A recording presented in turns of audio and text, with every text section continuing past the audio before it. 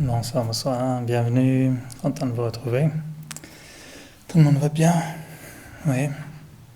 Est-ce que vous aimeriez aller mieux? Non? Je veux savoir qu'est-ce que j'ai comme travail à faire ce soir. Combien vous voulez aller mieux?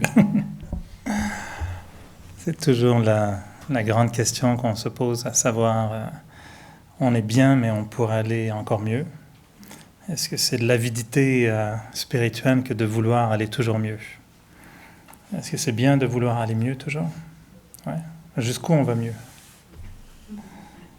Est-ce qu'il y a une fin à combien on peut aller mieux? Et c'est toujours intéressant parce qu'en fait, bien aller, c'est aussi ressentir encore plus de bonheur. Et une des questions fondamentales, je pense, dans notre vie, c'est combien de bonheur consommons-nous? Sommes-nous heureux? Vivons-nous 10% de notre bonheur potentiel? Ou vivons-nous 50% de notre bonheur potentiel? Ou vivons-nous 100% de notre bonheur potentiel? Si vous avez des crampes ici régulièrement, vous n'êtes pas loin de vivre votre bonheur potentiel à plein temps, là, parce qu'on sourit plus quand on est heureux. Le bonheur est quantifiable. Il y a des quantités de bonheur. Le bonheur est une monnaie échangeable. On peut donner du bonheur, on peut recevoir du bonheur, échanger du bonheur. Et le bonheur, c'est une force vitale. On dit qu'on vit son bonheur, on peut vivre le bonheur. On cherche le bonheur, on court après le bonheur, on espère le bonheur, mais idéalement on vit le bonheur. Alors quand on se demande comment ça va, on pourrait vérifier, bouge pas, je vais aller vérifier. Et là vous sortez votre petit thermomètre de bonheur que vous mettez au centre du front ou sur le cœur, peu importe, quelque part. Et si on pouvait mesurer notre degré de bonheur, on regarderait ça et on dirait, pourtant je pensais que j'allais bien, mais ça indique 10%. Si on était capable des fois de juste multiplier la quantité de bonheur, on se rendrait compte combien on a raté de vivre, on a manqué ce bonheur, on n'a pas vécu ce bonheur pleinement. Et là, on tombe dans un sujet qui est passionnant ce soir, faire la paix avec son passé ou vivre en paix avec son passé. Et quand on regarde derrière, on sait que le passé, on doit le laisser dans le passé, c'est ce qu'on nous dit, vivre le moment présent. Mais en même temps, combien d'entre nous avons vraiment été capables de tirer un trait sur le passé et ne pas revivre le passé? Est-ce qu'il y en a ici qui ne vont jamais dans le passé? Êtes-vous capable de remarquer? On va me dire, il n'y a rien de mal, il y a des très belles choses dans le passé. C'est vrai que dans le passé, il y a des souvenirs, il y a des moments inoubliables qu'on ne veut pas oublier. Il y a des moments inoubliables qu'on veut revivre à travers les photos, les vidéos, les histoires, les rencontres. Il y a des beaux moments dans le passé. Mais je pense que, si je ne me trompe pas, on a tous quelques pages dans notre livre, dans le passé, qu'on n'aime pas trop relire. Il y a des pages douloureuses, il y a des pages dont on aura peut-être honte, il y a des pages qu'on a déchirées, puis elle repousse tranquillement. On pensait l'avoir enlevée du livre, puis on rouvre le livre, voyons, il me semblait que je l'avais effacée, mais non, elle a repoussé toute seule, en disant, t'as essayé de m'oublier? Non, je me souviens. On est là à se souvenir. Et le passé fait partie souvent de notre présent. Et on se demande des fois qu'est-ce qui est le plus important, le passé, le présent ou le futur? Et quel des trois est le plus important? Présent. Et le problème, c'est que le présent, souvent, il est pas mal collé au passé. Il est influencé par le passé. Puis des fois, on veut vivre le moment présent, ce qui nous empêche de bien vivre le moment présent. C'est le fait qu'on n'arrête pas de retourner dans le passé. Puis il y a des choses du passé qui nous habitent encore. Moi, j'ai toujours aimé une expression tellement simple qu'on m'avait dit une fois, on m'avait dit, tu sais, pour avancer, c'est bien de regarder devant. Parce que si tu essayes d'avancer en regardant derrière, il y a des grandes chances que tu te casses la figure. Je trouvais que c'était tellement simple comme image, et en même temps tellement vrai. Et par rapport au passé, il y a deux passés qui nous habitent souvent. Il y a le passé vraiment passé plutôt à long terme, le vieux passé, et il y a le passé qui vient tout juste de se passer. C'est deux forces qui sont là. Alors, des fois, on repense à ce qu'on a vécu juste aujourd'hui, ce matin, hier, la semaine dernière. C'est très récent, et ce qui est récent a une force très particulière.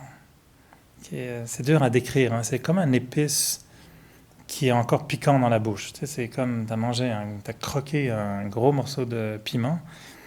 Là, ça brûle, mais ça reste encore. Le lendemain, il y a encore des traces qui restent là. Puis t'as le passé lointain qui, lui, s'est enraciné, a pris sa place d'un bibelot dans nos souvenirs. Très joli. Très gros, des fois, ou très abîmé, ou peu importe sa forme. Puis il a pris position, il s'est installé en nous. Puis il fait partie de notre passé, comme si on ne l'effacerait jamais. Il nous définit. Il est devenu même une identité. Et là, on peut penser, par exemple, à des traumatismes qu'on a vécus dans le passé. Moi, je raconte souvent des histoires traumatisantes qu'on m'a fait subir. J'avais un grand frère et une grande sœur qui avaient beaucoup d'imagination. D'ailleurs, c'est des artistes. Puis je me souviens avoir été... mes parents avaient un hôtel. Et dans l'hôtel, il y avait, donc, comme tous les bons hôtels, une cave et une espèce de sous-sol obscur avec beaucoup de bouteilles de vin, des toiles d'araignée.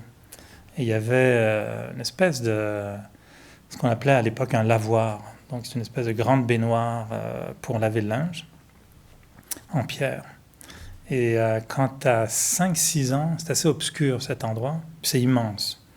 Aujourd'hui, je devrais me pencher, puis je trouverais ça tout petit, mais à l'époque, je trouvais ça immense. Et étant donné qu'on était en France, il y avait des tonneaux de vin vides, et il y avait un tonneau dans lequel c'était juste de l'eau. Et ma sœur et mon frère avaient mis plein de choses dedans, des feuilles, de la terre, des vieilles bouteilles de vin, je ne sais pas ce qu'on a vidé là-dedans, mais en tout cas. Et puis, une fois, ils m'avaient attaché, et ils jouaient au sorcier et à la sorcière, et moi, j'étais évidemment leur pauvre victime. Et là, ils allaient me faire avaler cette potion qui allait me transformer en je ne sais trop quoi, en reptile ou en crapaud. Je hurlais, mais vraiment, ma mère a dit, mais écoute, elle croyait qu'ils allaient me tuer, là. Et là, ils m'avaient ligoté, puis là, ils arrivaient avec ces grandes espèces de cuillères on avait un hôtel, donc ils avaient pris ça dans la cuisine. Puis là, ils étaient terribles. Ils disaient, tu vas voir, tu vas te transformer, ça va être douloureux. Moi, je hurlais de toutes mes forces, mais mon frère essayait de m'empêcher de hurler. Et ils ont vraiment essayé de me faire boire cette eau dégueulasse, excusez-moi le terme, mais épouvantable. Et ça, c'est le genre de souvenir traumatisant qui aujourd'hui est devenu une histoire drôle. Mais à l'époque, pendant quelques temps, un psy se serait amusé à me dire, tu comprends, Eric, tu as un petit problème. La relation fraternelle, tu n'as pas confiance. Je dis non, je n'ai pas confiance. Ils ont voulu m'empoisonner, puis me transformer en crapaud. Tu parles, je n'ai pas confiance. Alors moi, quand on dit je suis ton frère, je dis t'es mon frère, toi. J'aime pas beaucoup ça. Alors, bon, je plaisante, mais j'en ai plusieurs comme ça dans mon livre d'histoire d'horreur jeune. Et j'étais un peu le souffre-douleur pendant un certain temps de mon frère et ma sœur, et ils m'ont fait toutes sortes de choses. Aujourd'hui, c'est des histoires drôles. Mais sur le coup, c'est pas drôle du tout, du tout, du tout. Et pendant longtemps, après, ça reste un espèce de schéma où tu as peur, tu associes ça à, tu te fais tromper par tes propres... Psychologie peut aller très loin là-dedans. Ça, c'est des vieux passés. Donc ça, c'est un bibelot drôle qui est resté. Mais on a vécu d'autres choses dans ma famille difficiles à digérer, difficiles à accepter. Puis des souvenirs qui sont restés pendant des années. Vraiment un point, mais extrêmement sensible, extrêmement douloureux. C'est la relation avec les parents. Ma mère est morte, j'étais très jeune. On a vécu des choses assez particulières. Et ça, tu gardes ça après, ça devient tout à coup des bibelots d'horreur. Ça, c'est des bibelots, tu regardes ça, c'est ineffaçable. Tu peux pas... Enfin, jusqu'à... il y a longtemps, j'arrivais pas à gérer ça. Ça faisait partie de souvenirs douloureux. On regardait des albums de photos, puis il suffisait de quelques photos pour déclencher des sentiments extrêmement intenses, des souffrances, la peine. il y avait ça aussi. Ça fait partie de la galerie, espèce de musée intérieur dans lequel le passé s'est installé avec ses formes de bibelots à gauche, à droite. Certains heureux, certains malheureux, etc.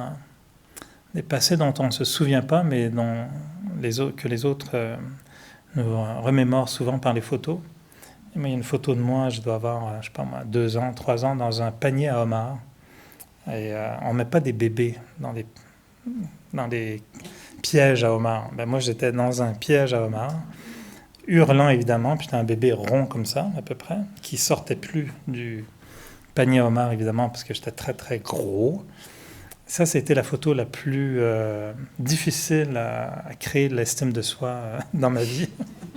Parce que je me suis longtemps identifié à ce gros bébé tout rond, pris dans un panier à homards, dont tout le monde rigolait, quoi. Tout le monde trouvait ça très drôle, sauf moi qui hurlais comme un malade et qui était rouge comme un homard, parce que j'étais vraiment pas content. Puis cette photo, étrangement, on me l'a ramenée tellement souvent. Puis à chaque fois, tout le monde trouve ça tellement drôle. Puis moi, je trouve ça drôle, mais ce qu'on appelle rire jaune, ça m'a dit, ben, là, ça va faire, parce que tu t'en souviens pas, mais on nous la ramène sans arrêt, comme étant, ben voilà, c'était toi bébé. Ouais, il n'y a pas une autre image plus, comment dire, rafraîchissante de moi comme bébé. Alors je partage comme ça, je dis souvent, c'est une psychothérapie de psychothérapie gratuite là, qu'on fait le mercredi soir. Donc, s'il y en a qui veulent venir à ma place, n'hésitez pas. Ça marche très bien, d'ailleurs on se sent beaucoup mieux. Moi je me sens bien quand je parle le mercredi soir, après avoir partagé ces histoires. Mais tout ça pour illustrer le fait que si on regarde un peu dans notre mémoire, il y a énormément de choses. Et lorsqu'on croit avoir géré son passé, on se rend compte que c'est là. Des choses ont été gérées, d'autres n'ont pas été gérées. Il y en a qui ont été digérées, il y en a qui n'ont pas été digérées. Il y en a qui ont été mal gérées, qui deviennent encore des causes pour mon comportement présent. Et des fois, on fait des choses aujourd'hui parce qu'on a vécu quelque chose dans le passé. Puis on dit, moi, j'agis comme ça. Bah, tu m'en voudras pas, mais voilà ce qui m'est arrivé. Depuis, je suis comme ça. Vous avez déjà dit ça? On a tous fait ça. Puis notre présent, quand on dit que c'est ça qui est le plus important, c'est vrai que le présent est le plus important. Mais il ne faut pas oublier que des fois, il y a beaucoup de traces du passé qui restent dans le présent. Et notre présent, des fois, est limité aussi à cause de notre passé. Et c'est là où on se demande des fois, comment faire la paix avec mon passé? Et dans le Raja Yoga, c'est sûr qu'on a une approche qui est vraiment libératrice par rapport au passé. Et le travail qu'on fait dans la spiritualité, c'est intéressant parce que c'est relié à la dimension éternelle de l'âme. Et dans l'éternité, où se trouve le passé, où se trouve le futur, et où se trouve le présent. Et souvent, on a tendance à être très linéaire dans notre raisonnement par rapport à soi-même. Le passé, le présent, le futur. Et en spiritualité, on découvre à un moment donné un état d'être dans lequel il n'y a pas de passé, de présent, de futur. Il y a juste « je suis ». Je sais que c'est théorique, là. On va le faire en pratique tout à l'heure, on va méditer ensemble. Mais il y a un espace de réflexion dans lequel le temps n'est plus une dimension vécue. Le temps est une dimension physique. Et dans notre concept d'âme, on dit que l'âme n'est pas physique. C'est-à-dire que l'âme, l'être vivant, qui est au centre du front, qui anime le corps, l'âme est une force vivante qui n'est pas physique. D'où l'idée que l'âme est éternelle, qu'elle n'a jamais été créée et qu'elle ne sera jamais détruite. On dit la même chose de la matière et on dit la même chose de Dieu. Que ce sont des forces, des énergies qui n'ont pas été créées et qui ne peuvent pas être détruites. Alors je sais que c'est théorique, mais si on joue avec cette théorie, puis qu'on s'assoit, puis qu'on se dit un beau jour, moi l'âme, je suis éternel, répétez-vous ça une dizaine de fois, puis voyez ce qui commence à germer en nous. Parce que je suis sûr que vous ne vous êtes jamais dit que vous étiez éternel, non? Je ne pense pas, non. Sinon, les autres ont dû beaucoup s'inquiéter. Après tout, pourquoi pas? Tu sais, quand on dit c'est mon anniversaire, quel âge as-tu? Ah, mais non, moi je suis éternel. Hein, c'est... Ah, mon corps, tu veux dire. Ah, oui, mon corps, c'est un 62. Ben, tu comprends, il y a telle date et tel âge. Quoi. Mon corps a tel âge. Mais on a tellement identifié l'âme au corps qu'aujourd'hui on dit, bon, j'ai tel âge, j'ai tel âge. Et depuis notre jeunesse, c'est la première chose, quand on rencontre les petits jeunes, c'est une des premières choses qu'on demande. On a l'impression qu'ils sont tous un peu abrutis. Alors, allô, ça va, t'as quel âge? C'est la première chose qu'on demande aux petits. On leur fait répéter toujours, t'as 2 ans. On leur parle comme des débiles. C'est vraiment, il y a 2, puis on devient un peu débile nous-mêmes, puis on les rend encore plus débiles. Parce qu'en plus, ils n'ont pas 2 ans. Il faudrait leur dire dès leur jeune âge, hey, t'as un beau petit corps, il est tout petit, hein? Il a quel âge ton corps? Ça marcherait très bien, ça. Mais on n'a pas appris ça, évidemment, parce que nous-mêmes, on est conscient du corps et on enseigne aux autres à être conscient du corps. Puis on voit un jeune comme étant un jeune de 4 ans, 5 ans, 10 ans. Puis après, t'as quel âge? 60 ans. Oh boy, ok, là, c'est sérieux, t'as 60 ans. Et là, on identifie notre conscience à j'ai 60 ans, je suis presque vieux, là, je vieillis. Hein? Et on se dit comme ça, je suis vieux, moi, je suis jeune. Puis après, c'est le fun parce que quand tu as 60 ans, t'en as d'autres qui disent « Ah, ben t'es encore jeune. » Ben oui, mais tu atteins 90, tu sais, c'est sûr que tout est relatif. Ma grand-mère, elle avait 95 ans avant de décéder, puis des fois, on lui présentait des gens de 75 ans, elle disait « Oui, mais elle est encore jeune, elle a le temps, elle. » D'accord, pour elle, 75, c'était encore jeune. Nous, à 30 ans, quelqu'un de 75, c'est 2 fois mon âge, c'est un peu plus âgé, quoi. Très relatif. Mais on s'identifie à notre âge. Et qu'est-ce qui nous dit qu'on n'est pas une âme qui n'a jamais été créée et qui ne sera jamais détruite? C'est ce qu'on appelle la conscience d'âme. Et être conscient de l'âme, c'est tout le fondement de ce qu'on appelle le Raja Yoga. C'est là où on devient explorateur de nos pensées. On joue avec nos pensées pour voir qu'est-ce que ça donne de se dire « je suis éternel ». Parce qu'après tout, ça reste que des théories. Quand on dit « j'ai 40 ans », c'est qu'on a convenu qu'on était physique. Parce qu'on dit « j'ai 40 ans ». Mais c'est juste une convention. Si je dis « je suis éternel », pourquoi pas? Mon corps a 40 ans. Alors c'est un jeu de l'esprit, mais c'est un jeu JE de l'esprit aussi.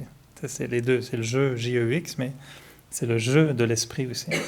Et comment on veut définir le jeu, ben c'est ça qu'on va ressentir. Si je me dis toute ma vie, je suis vraiment nul, je suis vraiment nul, je suis bête, hein? Ben c'est sûr qu'on va finir par être très bête. Ça, on va y arriver, à force de se le répéter. En même temps, si on se dit, je suis le meilleur au monde, je suis super, ça peut devenir un peu arrogant. Mais comment on se définit, c'est selon comment on pense. Et dans la réflexion sur comment est-ce que j'intègre mon passé dans mon présent qui va déterminer mon futur, bien, au lieu de rester linéaire, on se dit que dans la conscience d'âme, on se dit que tout est inclus dans l'âme. Mon passé, mon présent, mon futur. Parce que ce qui va m'arriver demain, moi, je ne le sais pas. Mais c'est pratiquement déjà programmé, là. La continuité de ce que je suis aujourd'hui sera ce qu'on appelle demain. Et aujourd'hui, demain, sera hier. Si on s'entend, hein? Donc aujourd'hui, c'est déjà hier, presque. C'est presque hier, aujourd'hui. Et aujourd'hui, c'est presque demain, quoi. Donc, c'est très relatif. Et si je m'amuse à sortir de cette simple vision linéaire, je me dis, moi, l'âme, tout est en moi. Tout est là. Je transporte en moi le passé, le présent et le futur. C'est diminuer l'importance du présent. C'est pas diminuer l'importance du présent, c'est lui donner encore plus de magnitude, de rayonnement. C'est que mon moment présent inclut tout, le passé et le futur. Donc je ne diminue pas le présent, au contraire. On le vit pleinement en n'excluant pas le passé et le futur du présent. Parce que quand les gens disent souvent « vis le moment présent », c'est avec cette conscience que peut-être qu'il faut complètement évacuer le passé et le futur, comme si, non, il n'y a pas de passé, il n'y a pas de futur, c'est juste le moment présent, le moment présent. Ah oui, mais c'est que ton moment présent, il est presque passé déjà, là. Puis c'est qu'il est presque déjà demain. Non, il est où? Il est où le moment présent? Et c'est là où la distinction philosophique, c'est de dire, non, le vrai présent, c'est en fait l'éternité. C'est tout, c'est l'ensemble. Que tout ce que j'ai été dans le passé, dont je me souviens, si on veut se limiter à cette vie-ci, tout le petit moi que j'ai été à 3 ans en train de se faire ligoter, ou à 5 ans se faire ligoter, manger des potions magiques, devenir un crapaud, etc., etc., les traumatismes, quand j'ai fait pipi dans ma culotte à l'école parce que j'étais traumatisé, ou en arrivant au Canada après la France, là, tu te fais vraiment traiter de tous les noms, puis quand tu arrives en plein hiver, alors que tu n'as jamais vu un hiver, puis qu'on te demande d'aller sur la patinoire patiner, puis si tu as le malheur de patiner sur la bottine avec tes nœuds, c'est des souvenirs tout ça. Qu'est-ce que ça devient dans le futur? Je ne suis pas un psy, puis je pense que je préfère pas le savoir dans ce cas-là. Mais tout ça fait partie du passé, mais ça fait partie du présent. Le seul problème, c'est quand on compartimente tout ça, puis qu'on crée un syndrome. Ah, mon passé, il est dur, j'ai eu un dur passé. Peut-être à cause du passé que je suis comme ça. Puis là, on commence à... Puis on veut l'effacer, on veut le nettoyer, on veut l'oublier. On n'oublie pas le passé. Avez-vous vraiment oublié votre passé? Non, il est là. Le bon, le pas bon, tout ce qui s'est passé dans le passé est encore là. Et il a fait de moi ce que je suis aujourd'hui. Donc, faire la paix avec le passé ne veut pas dire effacer le passé. Ça veut juste dire de repositionner toute ma vie afin que je puisse regarder mon passé, mon présent, mon futur, puis peut-être me dire, ça fait un tout. Parce que c'est ça que je suis, moi, l'âme. Et l'âme, quand on se dit « je suis une âme », on vit quelque chose de beaucoup plus grand que juste « ah ben hier, qu'est-ce que j'ai mangé hier? Ah oui, c'était bon les frites, c'était bon, elle était un peu grasse. » L'âme va un peu plus loin que ça. Elle nous amène dans une dimension d'éternité où tout à coup la force qu'on veut ressentir, c'est un amour infini, c'est un bonheur infini, comme on dit au début, c'est plus 10% de mon bonheur, c'est 100% de mon bonheur. C'est une foi, un optimisme pour l'avenir, pour l'humanité, une acceptation de tout, une reconnaissance que mon passé, c'est le meilleur passé que j'ai pu avoir, parce que c'est ça qui m'a permis d'être qui je suis aujourd'hui. Et si je rejette un seul jour de mon passé, c'est que je rejette une partie de ce que je suis aujourd'hui. Et c'est pas une bonne idée, parce que c'est contraire à l'amour pour soi, à l'acceptation de soi, à l'estime de soi, à la valorisation de soi, etc. Donc, accepter mon passé, c'est accepter qui je suis aujourd'hui. Aimer mon passé, c'est aimer qui je suis aujourd'hui, même si on pourrait avoir honte de son passé. Certains risquent à tout moment de se faire rattraper par leur passé. Surtout aujourd'hui, à l'heure des médias partout, des photos partout. On dit, tiens, c'était toi ça, tu te souviens? Oups. Ouais, c'était pas, disons, le meilleur moment de ma vie, mais bon, puisque tu l'as prise en photo, c'est là. On risque tous de se faire attraper par des petites choses, des souvenirs. Une fois, c'était drôle parce que, tu sais, il n'y avait pas de caméra, mais tu sais, je prône beaucoup la paix, la tolérance, la patience, etc. Et puis, et là, je parle quand même de plusieurs années. Ayez confiance, le Raja Yoga fonctionne un petit peu, je me suis amélioré. Mais il y a longtemps, il était une fois, Eric qui allait au travail, après avoir eu une très belle session de méditation et dit à tout le monde le matin combien la vie en paix est tellement belle. Mais là, je suis en retard, je vais au travail, et devant moi, alors que j'ai souvent dit combien il fallait être tolérant sur la route, il y a une personne qui conduit mais vraiment mal, et qui à un moment donné s'arrête pour rien, on rate le feu. C'est vrai, j'ai pas hurlé, j'ai rien fait. J'ai juste fait un appel de phare en disant, voyons, quand même, bouge, J'ai pas hurlé, j'ai juste fait un petit geste. Puis la personne s'en va, allô Eric! C'est un très bon collègue de travail. Alors je dis, oups. Et on arrive au travail, évidemment, j'ai le droit de me dire, Eric, c'est pas bien d'être impatient comme ça. Il me semblait que tu étais zen. Je dis, ouais, je suis très très zen. Sauf là. Ouais, je me suis fait vraiment prendre tu sais, en flagrant délit, comme on dit. Et donc, tu ne sais jamais qui est devant toi, qui est à côté. Et là, ça a été une très bonne leçon. Depuis, je fais très, très attention. Non, non, je ne sais pas que je regarde voir si je connais la personne aussi. Mais c'était bien de se faire prendre aussi pour se faire dire, tu vois. Le moindre petit... tu sais, si tu n'es pas dans la bonne conscience, tu vas peut-être te faire montrer du doigt par quelqu'un. Alors, ça pour dire que le passé, il y a des passés ou des actions qu'on a peut-être faites, il y a peut-être des moments qu'on a vécus, qu'on aimerait bien effacer. Mais on ne peut pas les effacer. Et pour moi, faire la paix avec son passé, c'est d'abord le comprendre, le recomprendre différemment. Et peut-être qu'au départ, c'est justement d'enlever cette notion de linéarité, de se dire que le passé, présent et futur, ça fait un tout. C'est pas, on ne peut pas les dissocier l'un de l'autre. Mon avenir est à 99,9% créé par le moment présent. Demain, il n'y aura rien de nouveau demain par rapport à ce avec quoi j'arrive dans le demain. Je crée, mon demain est presque là, il est là. Alors, il ne faut pas séparer, d'après moi, ces trois portions de temps. Elles font toutes partie d'un tout qui est qui je suis. Et je transporte avec moi toute mon histoire passée, mon présent, mais aussi mon futur. Et de vivre ça de façon spirituelle veut dire reconnaître la grandeur du passé en me disant peut-être que j'ai même pas fini d'apprendre des leçons du passé. Et s'il y a quelque chose qui m'agace dans mon passé, peut-être que je devrais redemander à ce passé qu'est-ce que j'ai pas appris? Qu'est-ce que j'ai pas compris? C'est quoi la leçon que tu devrais m'enseigner? Et c'est bien de reprendre des pages de notre passé pour leur dire qu'est-ce que tu m'apprends?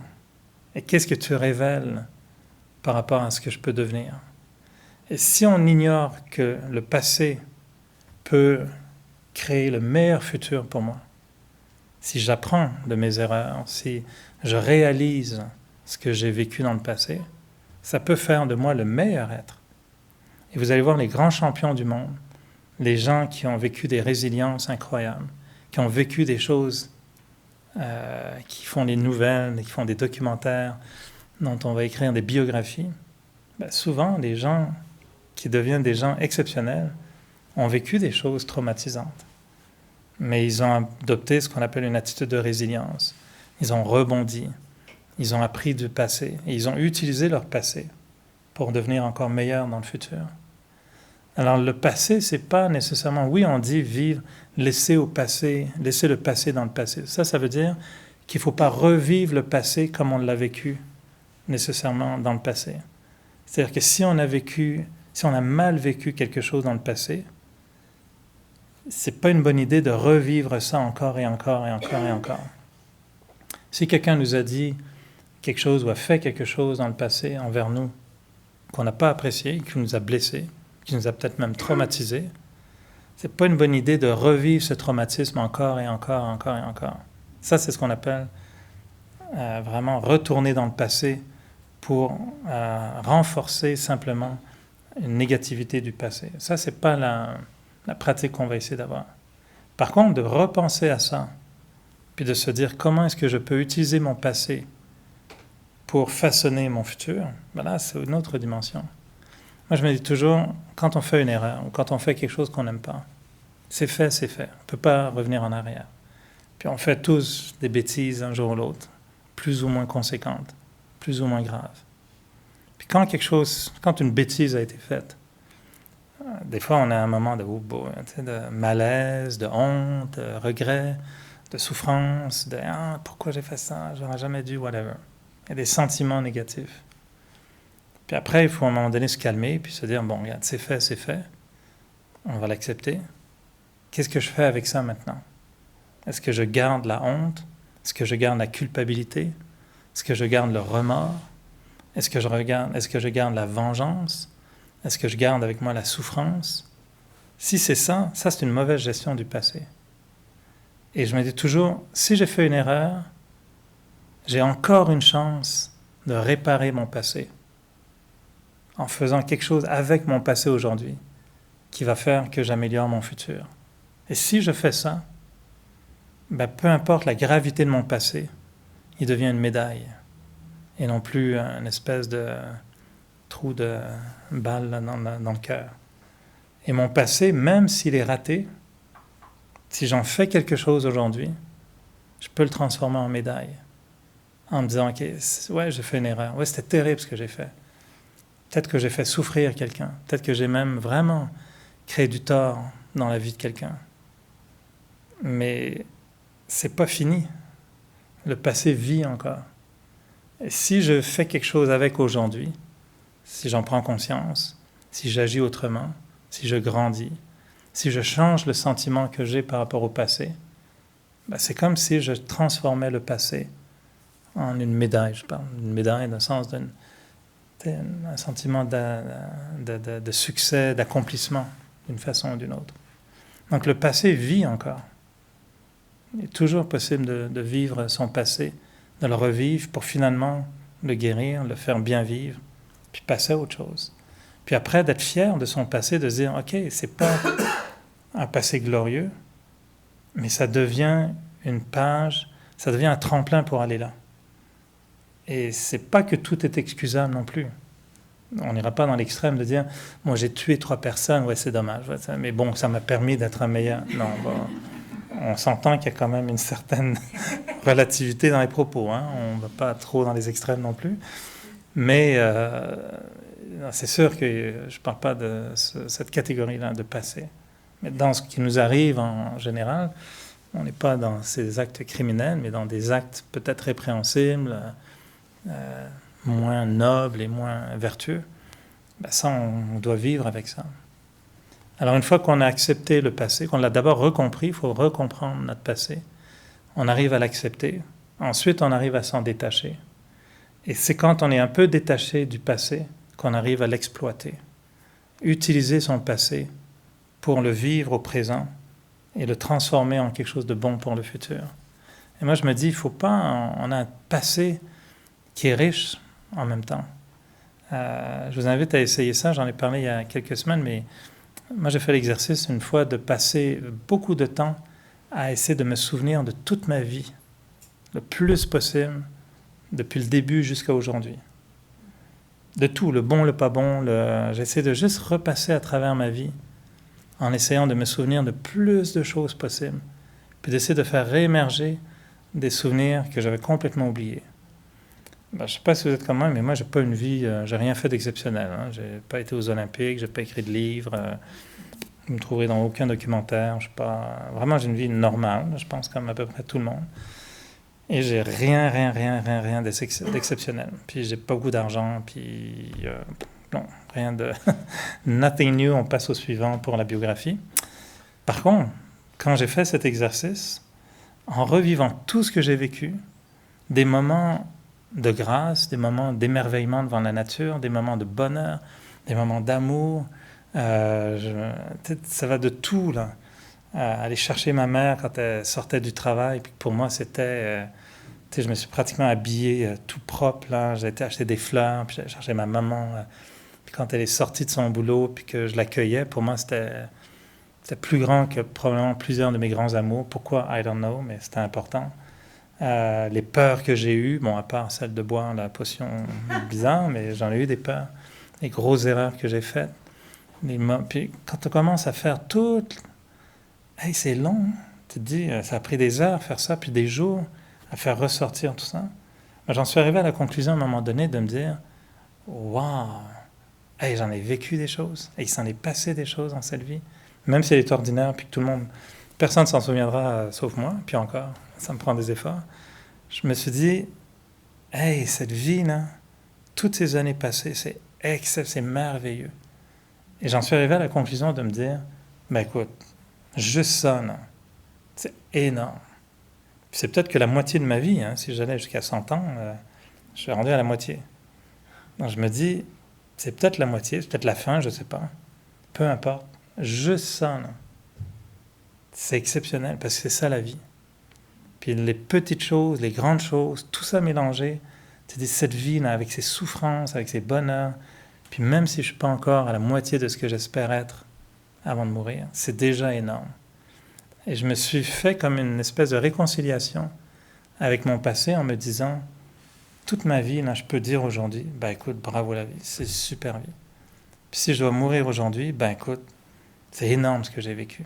Alors ok, je suis prêt. À partir de maintenant, chaque jour, ben, c'est un bonus, extra. Et je vais le vivre comme, waouh, bonus, extra, encore plus. Et j'ai déjà une vie parfaite. Maintenant, c'est juste encore mieux. Et j'ai réalisé que de ne plus avoir cette volonté de dire ma vie serait réussie si je faisais ça, si je faisais ci, si je... Non, ma vie, elle est parfaite là. Non. Parce que j'intègre et j'accepte tout ce que j'ai fait dans le passé.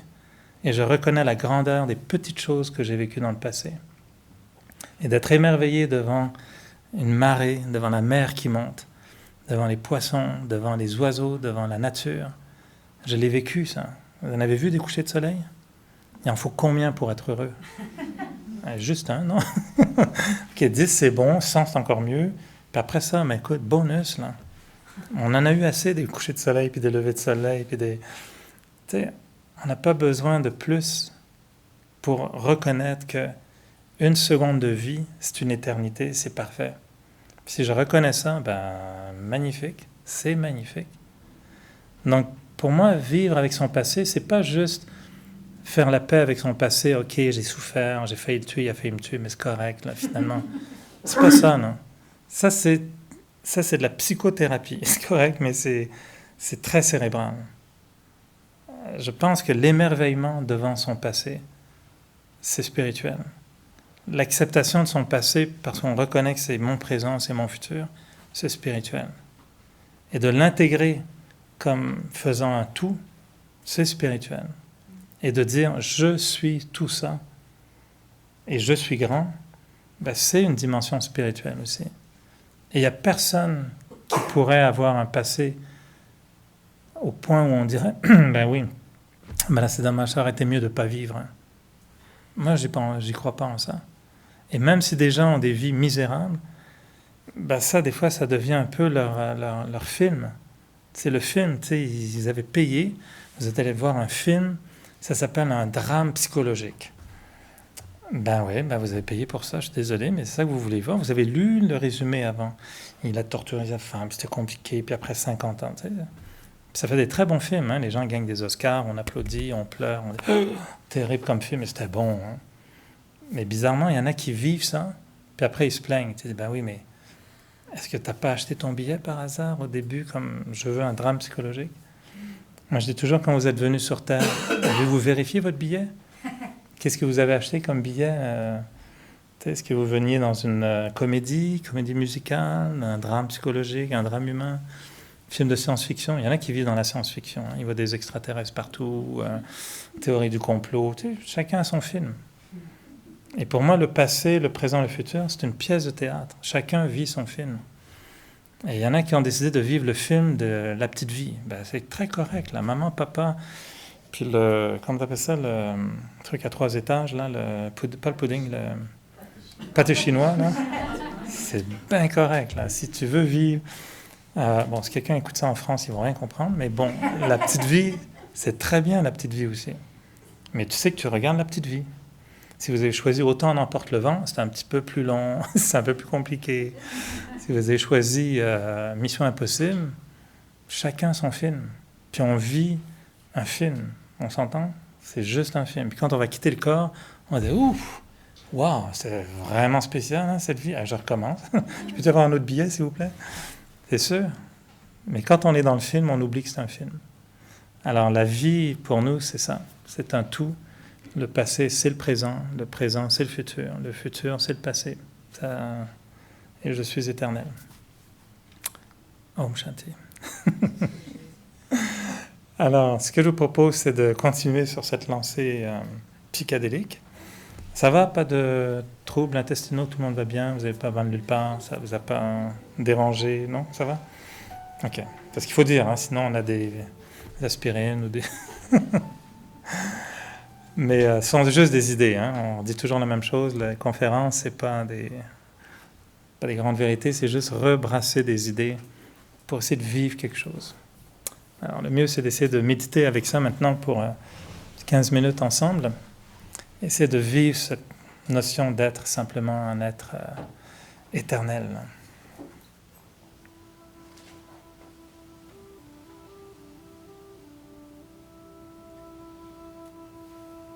Alors, en étant bien assis confortablement, on prend le temps de bien détendre le corps, prendre conscience de notre respiration.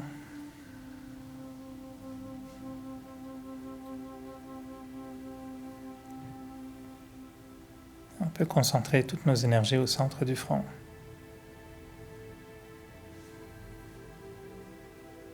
On peut ressentir la présence des pensées.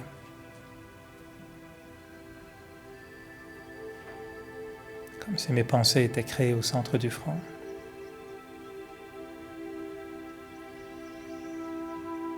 Une pensée à la fois.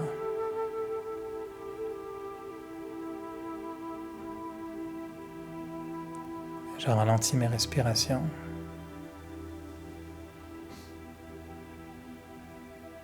Et je ralentis le rythme de mes pensées.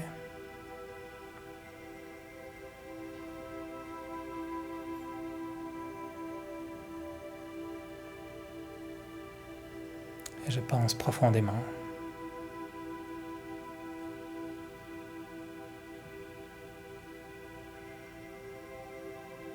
Et je décide d'orienter mes pensées vers mon bien-être.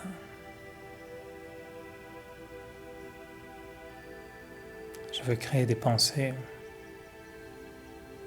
qui me font du bien.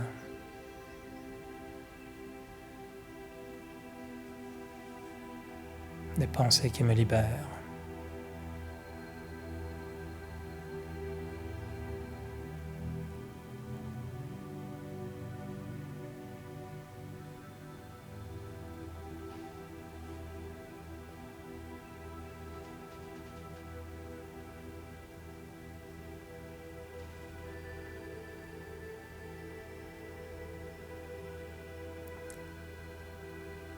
Quand je pense à ma vie,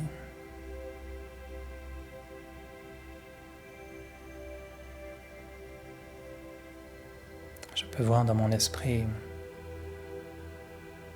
toutes sortes de scènes du passé, tout ce que j'ai vécu.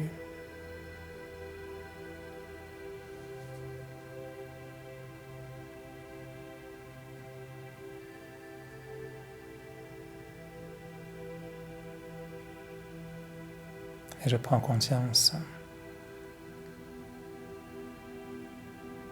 de toute cette grande histoire qu'est ma vie.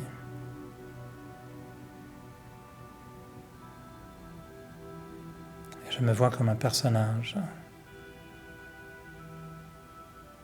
comme un acteur sur la scène du monde.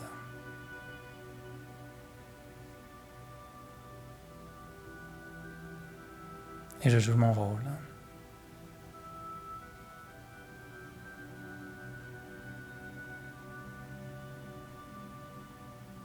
Depuis mon enfance jusqu'à maintenant,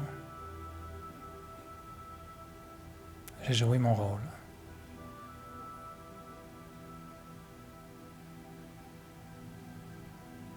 J'ai traversé toute une gamme d'émotions. J'ai connu le bonheur, la souffrance, l'amour et la haine.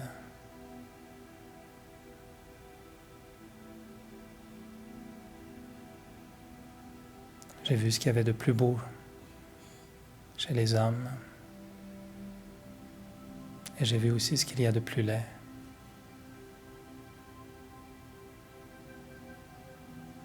J'ai traversé le temps jusqu'à aujourd'hui.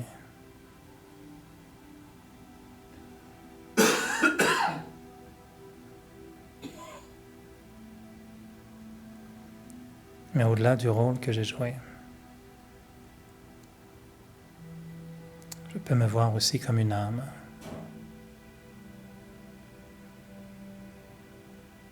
Comme un être spirituel, incarné dans un corps.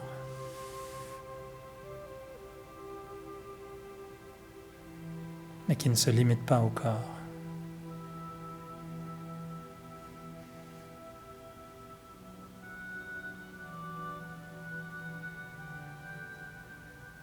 Un être spirituel qui joue son rôle à travers le corps, et qui ne se limite pas à ce rôle.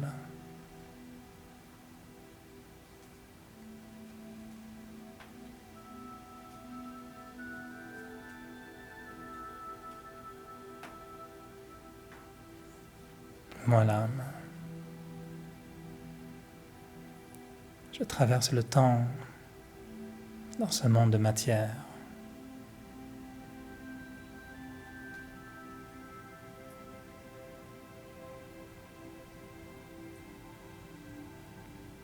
Mais cette partie de moi spirituelle est au-delà de la matière,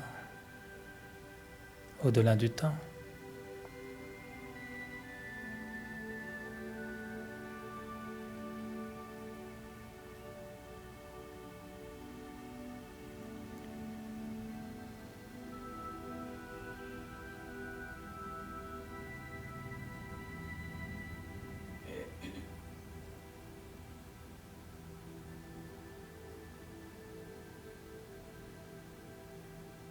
Tout ce que j'ai vécu dans le passé, je le regarde avec un œil bienveillant et je l'accepte.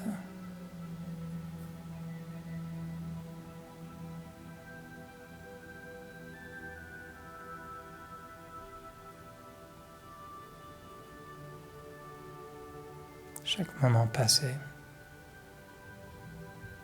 est devenu une partie de moi, de ce que je suis aujourd'hui, et je l'accepte.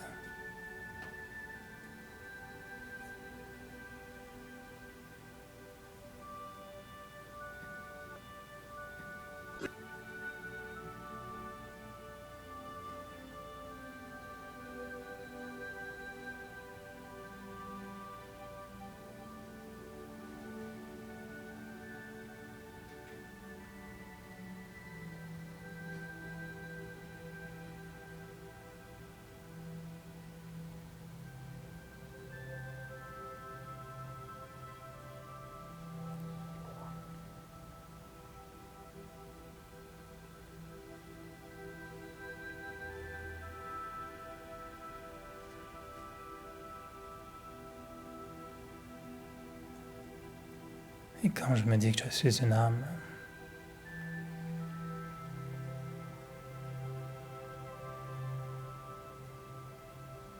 je sens que j'intègre en moi tout mon passé, mon présent et mon futur.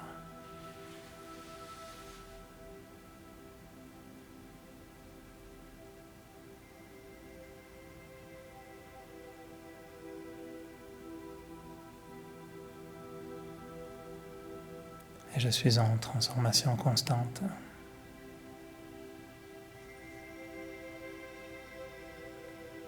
Je peux utiliser des moments passés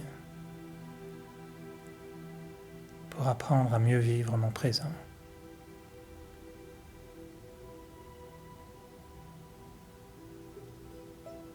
Je peux transformer mon passé simplement par le pouvoir de mes pensées.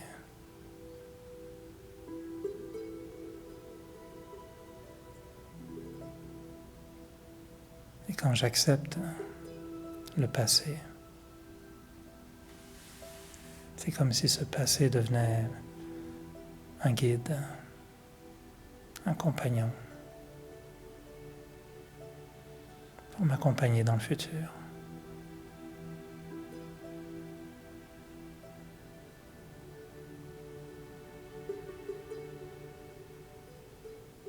Mon passé n'est pas une faiblesse. Mon passé devient une force, une fondation sur laquelle je peux construire le futur.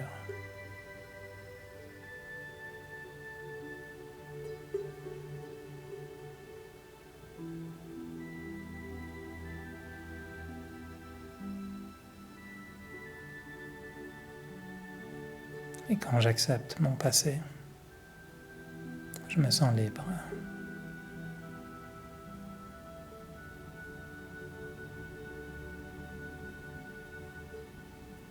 Parce que je ne suis pas attaché à mon passé.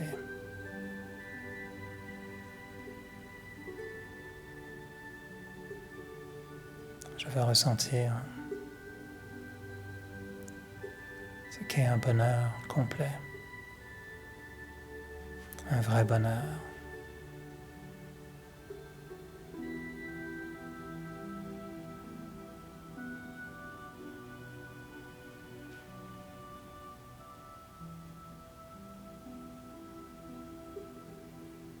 Juste être conscient de la grandeur de la vie, de la beauté de la vie.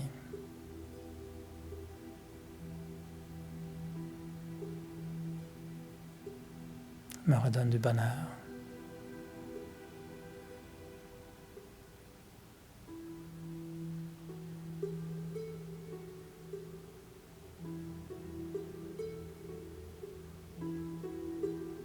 Et si je ne ressens pas ce bonheur, c'est peut-être que je n'apprécie pas pleinement ce que je suis.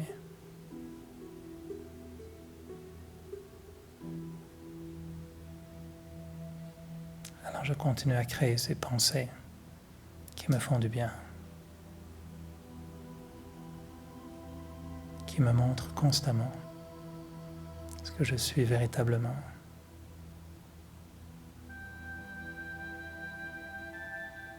Je cherche les pensées qui me libèrent des illusions.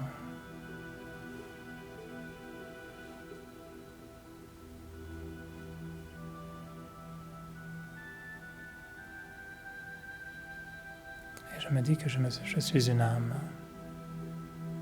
Je suis une âme éternelle.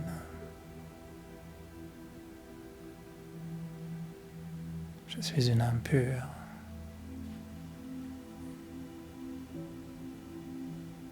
Je suis une âme libre.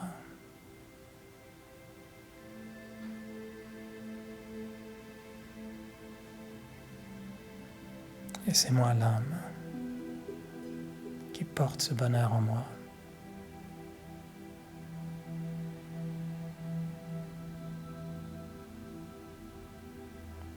Et c'est moi l'âme qui vit ce bonheur.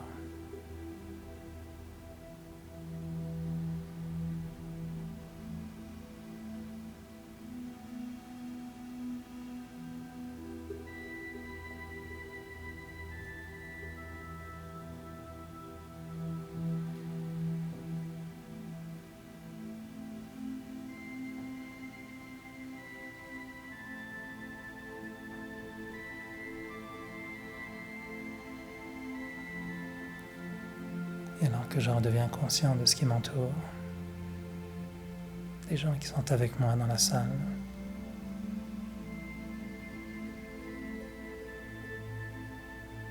je reste conscient de cette petite pression au centre du front.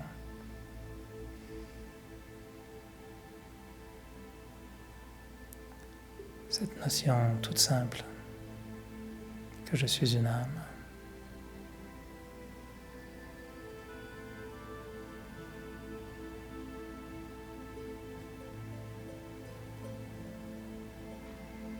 Que je peux ressentir ces vibrations de paix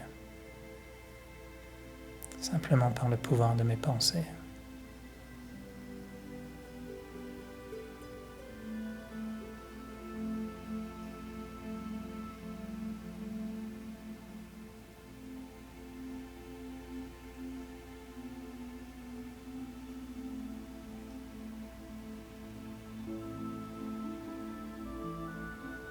Peu importe comment agissent les autres,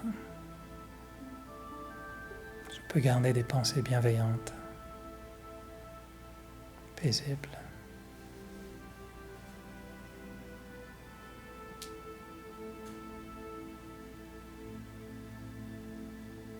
Et peu importe ce qui se passe,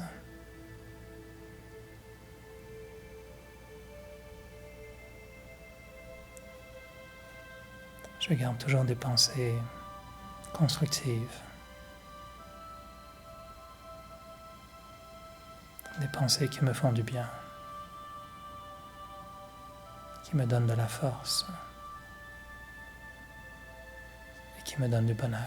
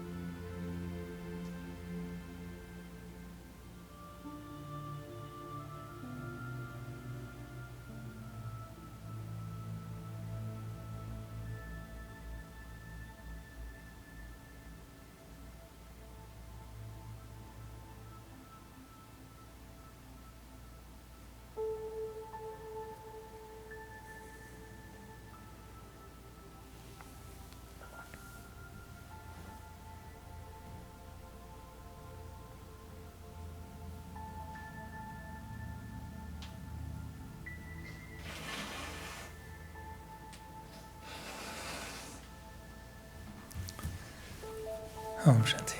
Est-ce que ça va? Vous arrivez à méditer un petit peu, ouais? 0 à 10, vous êtes où dans les... On a, dans la programmation qui va venir maintenant, on va faire une fois par mois. Un des mercredis sera consacré à une formule, enfin une conférence qui va plus mettre l'accent sur la méditation. Et même si vous avez déjà suivi les cours, ce sera très différent à chaque fois. Mais ce sera des soirs intéressants si vous avez des amis invités ou juste de se dire une fois par mois, on va vraiment mettre l'accent sur la méditation. Et parce que c'est vraiment là le cœur de toute la transformation, quoi. Et c'est dans ce petit moment qu'on se donne en silence ou en semi-silence pour essayer de se focaliser l'esprit. On sait que c'est pas facile. Et on sait que la méditation, tu peux passer 15 minutes puis il ne se passe rien. Comme ça peut être les 15 minutes les plus puissantes de la semaine, de la journée. Les méditations peuvent transformer nos vies. C'est une méditation qui nous fait prendre conscience d'une phrase. Des fois, on parle beaucoup, mais c'est juste 3 mots qui peuvent être importants. Et s'il y a 3 mots, 3 phrases qui nous ont marqués, c'est peut-être bon de juste garder ça. Puis d'essayer d'aller au fond de ce mot ou cette phrase pour en ressentir tout ce qui est à l'intérieur. Alors que ce soit que l'âme est éternelle ou que ce soit la simple notion que mon passé, mon présent, mon futur, c'est ce que je suis, peu importe, mais de trouver une seule formule des fois, puis de se dire, tiens, je veux vraiment vivre ça. Et à ce moment-là, les méditations, des fois, ça devient... Il faut qu'il y ait des « wow ». On dit souvent dans la méditation, il faut qu'il y ait un moment donné que, peut-être pas toutes les fois, mais au moins régulièrement, vous ayez un moment où, après les 15 minutes, vous dites « Wow, ok, ça là, ça a marché ». Puis si vous ne l'avez pas, ben revenez, puis si ça ne marche vraiment pas, ben à la limite, faites-moi signe, puis dites-moi, Eric, que ça ne marche pas du tout. Puis on peut s'asseoir des fois individuellement, on peut parler aussi, parce que ultimement, il faut qu'un jour la méditation, ça soit vivant. Que ce soit vraiment des moments où on s'assoit, c'est comme, wow, c'était vraiment bien. Il faut que ça vive là-dedans, quoi. C'est clair. Et on sait que c'est dur parce que la pensée est extrêmement rouillée. Depuis des années, on laisse l'esprit aller dans tous les sens. On pense à toutes sortes de choses, on mélange toutes sortes de choses. On n'a pas fait vivre notre pensée comme elle est capable de vivre.